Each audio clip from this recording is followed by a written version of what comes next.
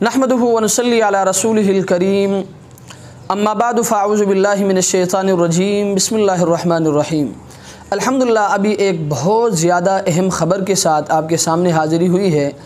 वो ख़बर ये है कि जैसे कि आप हज़रात के इल्म में है कि अभी सोशल मीडिया में मुदर्रिस हरम शेख मक्की अल हिजाज़ी दामत बरकातुहुमुल आलिया के बारे में ये ख़बर चल रही है कि हज़रत का इंतकाल हुआ और फिर हज़रत का नमाज जनाजा भी अदा कर दिया गया।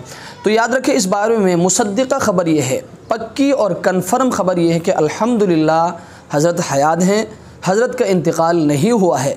जिसका इंतकाल हुआ है वो भी अगरचे हरम के ही मुदर्रिस है, लेकिन वो शेख मक्की अल हिजाज़ी नहीं है।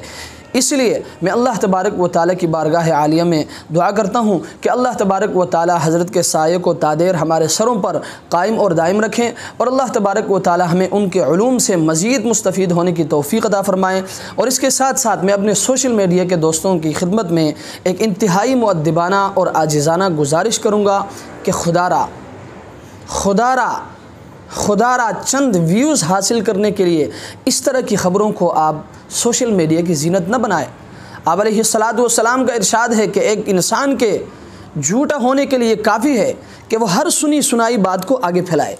इसलिए मैं आपकी खिदमत में गुजारिश करता हूँ, जब तक किसी ख़बर का आपके पास कोई तस्दीक शुदा इतला नहीं आता, आपको कन्फर्म किसी चीज़ के बारे में पता ना हो, आप उस वक़्त तक उस ख़बर को ख़ासकर सोशल मीडिया में आप इसको आगे न फैलाएं। अल्लाह तबारक व ताला हमें समझने की तौफ़ीक़ अता फ़रमाएँ और अल्लाह तबारक व ताला हज़रत के साये को तादेर हमारे सरों पर कायम और दायम रखें और अल्लाह तबारक व ताला हमें मज़ीद उनके उलूम से मुस्तफ़ीद होने की तौफ़ीक़ अता फ़रमाएँ। व आखिरु दावाना अनिल हम्दुलिल्लाहि रब्बिल आलमीन।